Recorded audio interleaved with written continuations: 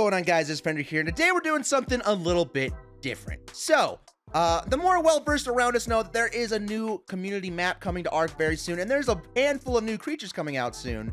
And I see a lot of people more than willing to show all the new stuff and what they are, but I'm not seeing a lot of people willing to give an honest, unbiased opinion on these things. So, that's what I'm gonna do today. I've been wanting to make this video for a while now, and I've been waiting to get a little bit, a little more information, a little bit more detail on some of these new things before I gave a really, truly honest opinion on it.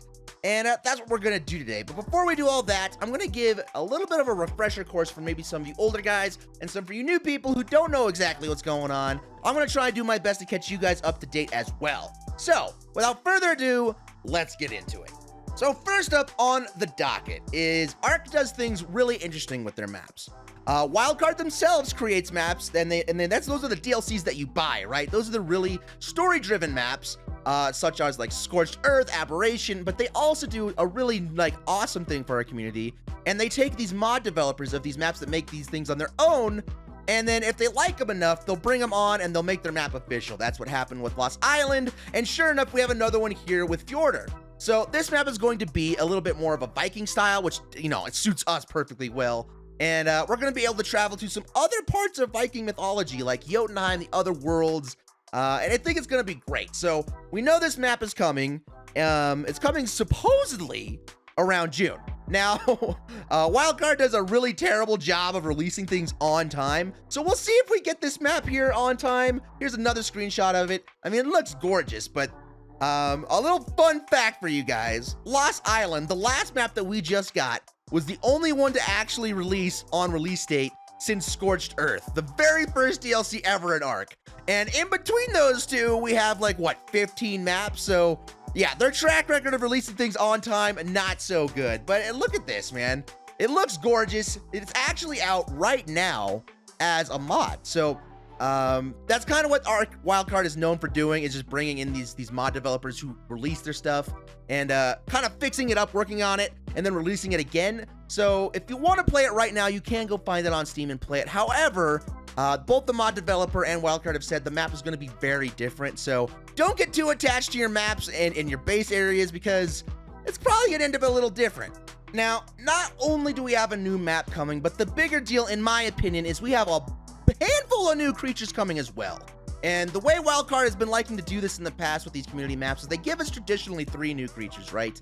And the way they did it with Lost Island is they give 2 creatures they invented themselves, and then for the first time ever, they gave us the opportunity to vote on what we as a community wanted as our 3rd creature. And inevitably, that turned out being the Dinopithecus. We got our baboon. It was awesome. I'm so proud of our community for getting that out there. It won just barely over the Karchar Odontosaurus, which we're going to get over here in a minute. And I'm really proud of the community actually reached in and took something different out, instead of kind of reaching into the bag of stuff that we already have and pulling out a reskin dino, right? And the same kind of concept came to Fjord Hawk. So they've already announced 2 creatures that they invented themselves. We're going to go over all of these things. And we got a 3rd that was a creature vote. Starting off with the Fjord Hawk. So this is one of the 2 creatures that Wildcard has announced that they are going to have coming to Fjord Hawk. And immediately it seems a little underwhelming, right? It doesn't seem like it's that a special of an animal. It is going to be another shoulder tame. And traditionally, shoulder tames suck, man. They super blow. All the original shoulder tames to the island are not very good. We have the Jerboa for Scorched Earth, which is only helpful for finding out when storms are going to happen. And then coming up all the way to Lost Island, shoulder pads have been pretty bad. I mean, in Aberration, you have a couple that give a little bit of necessity because of light, but at least in Lost Island, they give them the Sinnoh, and then all of a sudden, shoulder pets go from this really undesirable creature that you want to tame to one that's like, damn, we need one of these things for everyday life because it's literally a jetpack. So that is kind of what the Fjord Hawk looking like. It's not going to be a Sinnoh. It is going to be another shoulder pet, as we like to call them. But this one does have some abilities, unlike the others, that maybe put it in contention with the Sinnoh. And with the as-aforementioned abilities, we got a little bit of information here on the dossier. They did give us the dossier and a little bit of a rendition of what this sucker's going to look like. And the interesting part comes here. These clever birds will bond with humans as wholeheartedly as any canine or primate, in a way uniquely suited to this time and place. If you should meet with some grave misfortune, your Fjord Hawk will immediately fly off with as many of your belongings as it can carry. As soon as you respawn in the Ark, your friend will track you down and return your equipment to you. So this idea here, where if you just get totally stomped on by a Rex or something, this little guy on your back is going to grab some items, not really a guarantee what items, just as much as it can carry, and then fly back to you anywhere on the map. So that's cool, right? That's a cool idea. I don't know. I think it would be better suited to if it can get out of caves. We don't know how this mechanic's going to work, right? I assume if it is stuck in a cave or something, it's not going to be able to just navigate corners and stuff, right? This thing is probably programmed to fly the direct, like the cleanest, fastest route back to you. So inevitably, it does have a cool idea, but I think it's going to be a little underwhelming. This whole idea that it brings you your stuff back is, I don't know. It seems a little bit underwhelming. I definitely, for PvP, maybe it'll be a little bit more cool. I can only imagine that it would not super hard to kill these things. Like, they kill you, they probably kill your Fjord Hawk pretty quick, right? So yeah, as far as PvE, guys, a little bit underwhelming as to you don't know what it's going to grab in your inventory. You don't know how much it's going to be, and you don't even know like how well it's going to be able to bring it back. So right now, I'm a little skeptic. I'm going to say I'm more than a little skeptic of this sucker, but it's got some cool elements coming that maybe we can use. I rather doubt it. The second and more important creature that we know is coming is the Andrew Sarkis. So I'm going to read you a little bit from this dossier and then give you my opinion on it after. In the wild, Andrew Sarkises are full of surprises. These ungainly creatures seem sluggish while foraging for a meal, but they can move unexpectedly fast when provoked. Like some other whipomorphs, an Andrew Sarkis will aggressively defend its territory against interlopers its size or smaller on sight. Interesting. With some distance between you, it might be possible to dodge a charging Andrew Sarkis. Since that doesn't exactly turn on a dime, just don't expect a river or lake to protect you from one. If its feet can touch bottom, Andrew Sarkis will barely be slowed by deep water. These scavengers will tear into just about anything if hungry, but they do seem to have a sweet tooth. I've seen Andrew Sarkis pacified by honey and sweet fruit. So just by the wild dossier, we get a little bit of information on this sucker. They're already hinting at this thing is going to be kind of like a rhino, and that it's going to have a charge feature. As you can see, it's kind of illustrated here as a breakthrough trees, and we realize that the tame it, or how to tame it, is going to be honey, probably, or like sweet veggie cakes. It's probably going to be one of the two, and that's very interesting. But the more interesting part comes the domesticated part of the dossier. Once tamed, Andrew Sarkis is reliably fast beast of burden. As long as you don't need to take it any corners at full speed, its density in water also makes it ideal for searching the ocean floor for pearls. Weird, right? Andrew Sarkis is possibly most useful for light reconnaissance. Once you mount a minigun onto the back of its saddle, it can absorb as much damage as some of Ark's largest creatures, but it's great for harassing them. Wild. Some say a gun saddled Andrew Sarkis reminds them of a puma, a walrus, or even a warthog, but I don't see it. So that makes this creature all the more interesting. They've kind of hinted through both the wild and the tame dossier that this thing is not just going to be a land mount, it's going to be aquatic as well. But it doesn't sound like this thing's going to be able to swim very well. It kind of sounds like it's a rock and it'll sink. But it's a beast of burden, which gives me the opinion that this thing is going to be great for harvesting. Like I said, pearls, maybe. Things along the ocean floor, like it's probably going to be able to kill Eurypterids maybe pretty well and get black pearls. It seems like this thing's going to have a lot of utility on it. However, it's going to be interesting to see how much oxygen this beast is, because it seems like they've really stressed to us a lot that it's supposed to be used, or able to be used, I guess would be better, in and around the ocean, so you're going to be able to take it in the water. But if its oxygen sucks, like, you're not going to be able to do a whole lot of that. So very interesting. For you PvP guys, the minigun, I assume, is going to be even better, because it says with the gun on it, you're going to be able to be tanky like a Bronto, like a Stegosaurus, something that can absorb bullets, but you're going to be able to give some back in this thing. So this might be a little game-breaking for you PvP guys, but for us PvE guys, this thing might be a fun little mismatch. Before I get into the community-voted creature that is coming to Fjord, let me give you a little bit of context for how this works. So, being the second time Ark has allowed us to vote on our own creature coming to a map, there was a little bit of a process, right? So in order to get this done, there was a process where people who created these things had to go through a submission process first. So the only rules, I believe, is this thing had to have existed at some point, right?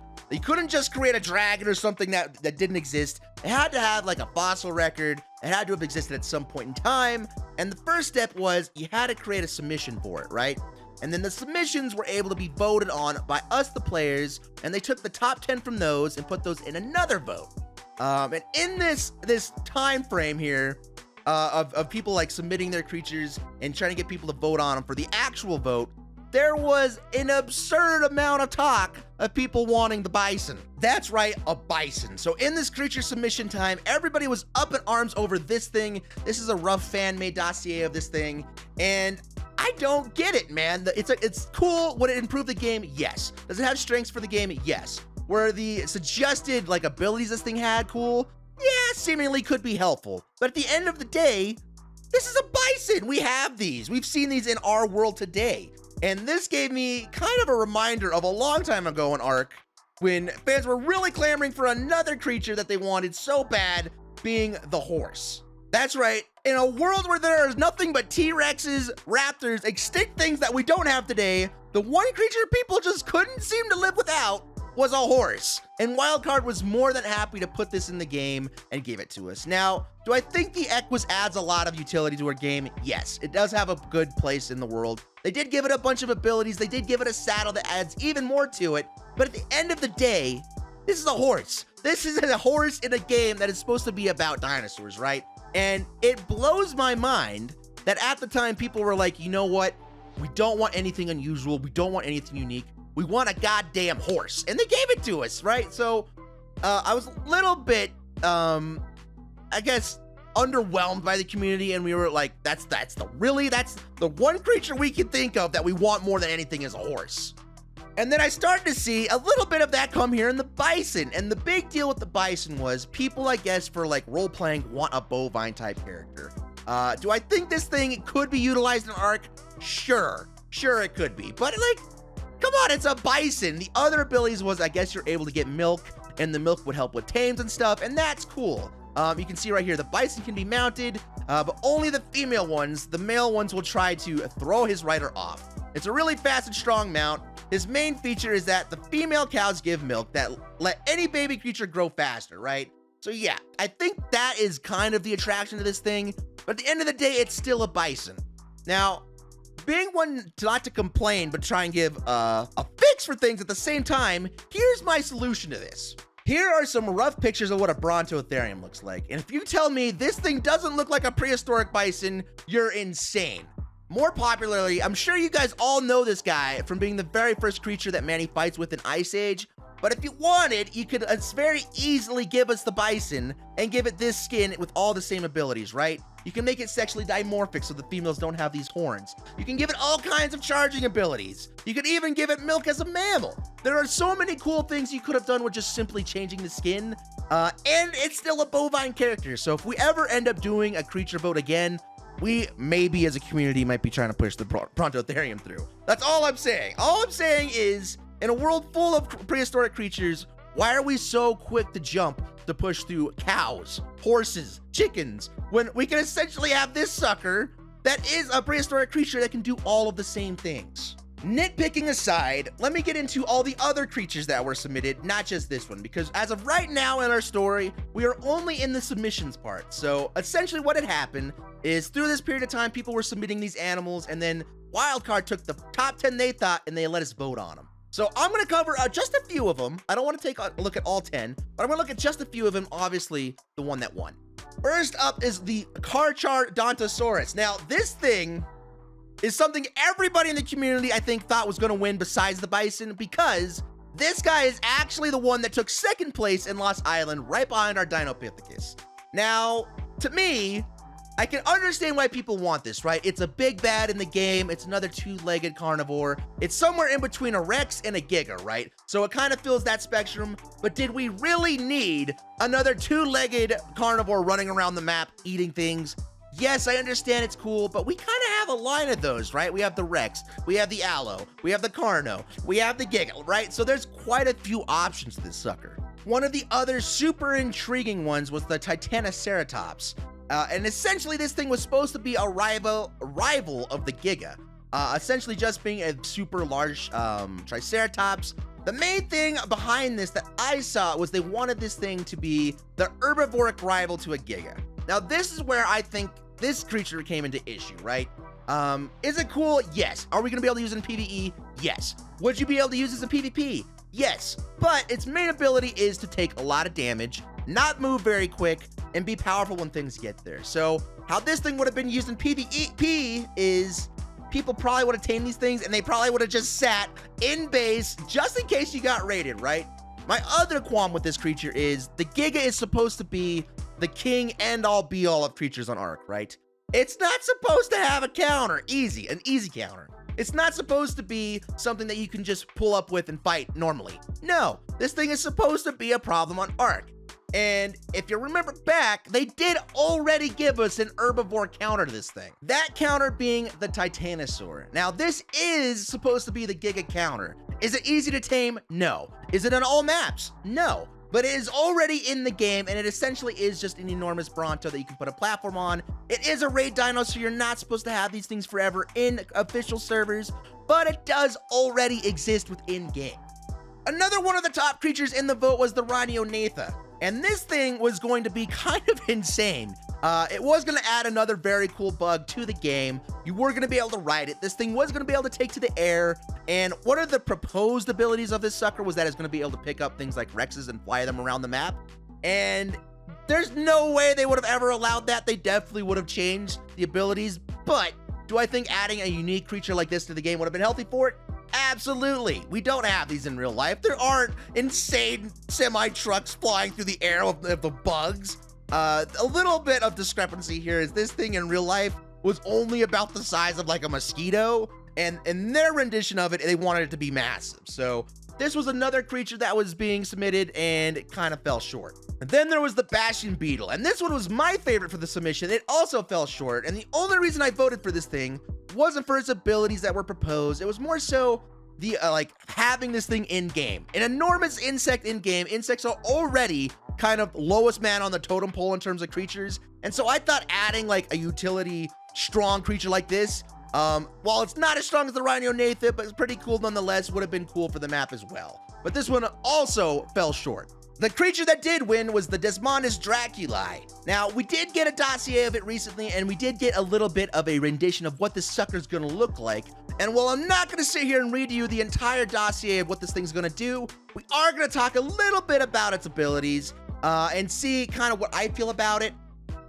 First off, you are gonna be able to ride this bat, right? You're gonna be able to ride it, that's cool. It does seem to have some sort of a shriek ability.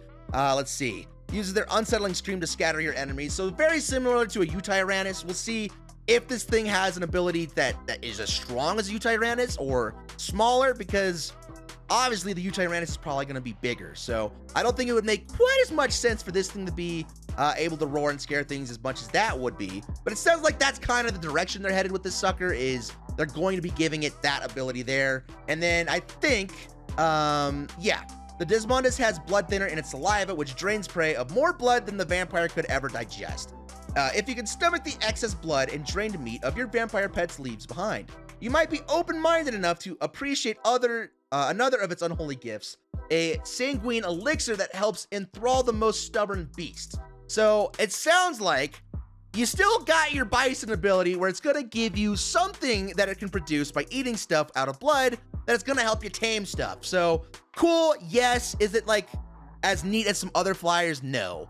Obviously flyers are the strongest thing in the game, and I can totally understand how this ended up winning in the like overall, but I just wish it had been given to a different kind of skin, right? We already have big bats in the game. Onyx have been in the game since day one, man. Like, they're old, they're awful, nobody likes them. You tame them and they don't even land, you can't ride them, and nobody uses them. The only thing these things are used for is like cave bait, cave fodder. They're used as an enemy that they can ply inside of caves to just spam at you. So yeah, I'm a little bit annoyed that the bat is like the skin of this creature. Do the abilities look cool? Yes. Does it look cool overall? Yes. But did it have to be a bat when we already have enormous bats inside the game? No, right? Like, I don't know. Overall, I'm proud of our community. I'm proud that we didn't vote the bison in. I really am. I think that's cool. But out of all the other ones I showed you just a handful of, a big bat, really? I don't want it to seem negative. I just, like I said, all of the features on it are cool. It looks cool. but did the skin of it really have to be a big bat? Is that really what we had to apply this thing towards? I don't know, especially when we already have bats in the game. Now, Wildcard did surprise us in the Charodontosaurus did come in second for the second time in a row, and Wildcard noticed that we do want this thing in the game, and they went ahead and said, this is going to be coming to Ark at some point in the future. We don't know if this is coming in the new map or even further down the road, but they did let us know that at some point, we can expect this monstrous carnivore in the game. So, while we did get the cool bat, and that's cool, you know, it is cool, but it's kind of let down, we did get another, you know, two-legged carnivore in the game. Again, that's cool, but not the end-all be-all. It's going to be something between a Rex and a Giga. Probably like a bigger version of an Aloe is how I see this thing. Kind of a glass cannon-like. It's going to be able to do a lot of damage, but not take a lot of damage. So, cool, we got this thing coming as well. The newest creature we have coming to the game is Finra the Wolf. Now, there was a lot of speculation whether this was going to be in Fjordur or not, because this was a modded direwolf creature. It does have the ability to grow ice-type armor and explode it. If you want to see it, it's already technically out in the mod version. You can find footage of it everywhere, and it has been confirmed that this is going to be the fourth creature by the mod developer himself coming to Fjordur. So, it's going to be quite a bit interesting. I'm not sure how this is going to work, if it's just going to be a scaled-up version of a direwolf. I'm not sure if you're going to be able to find them in the wild. I believe in the mod, you have to go through a few different like boss trials to even be able to tame these things. So, yeah, we're going to see how that works. But we are having 4 new creatures coming to this map and a 5th in the Karchar. So, there is quite a lot to be excited about in Ark. Besides Ark 2 maybe coming this year, I think more likely it's coming next year. But we have a lot of stuff to be excited about. So, with all that information as follows and all of my nitpicks, let me know what you guys think. How do you feel about these creatures? Are you excited about them? Are you like me where you wish that, like, you're happy about the creatures that are coming, but you kind of wish they were skinned a little bit differently, right? Very specifically the bat. Like, all the abilities and the ability to ride a new flyer, that's awesome. But did it have to be in the form of a bat? You know what I mean? So let me know down below. Are you with me? Are you against me? Do you think that I'm too pessimistic in that? I think that there should be neater looking creatures in a game full of dinosaurs, or do you think that we should just be happy with an enormous bat? Let me know down below, and I'll see you guys in the next one. I'm out. Peace.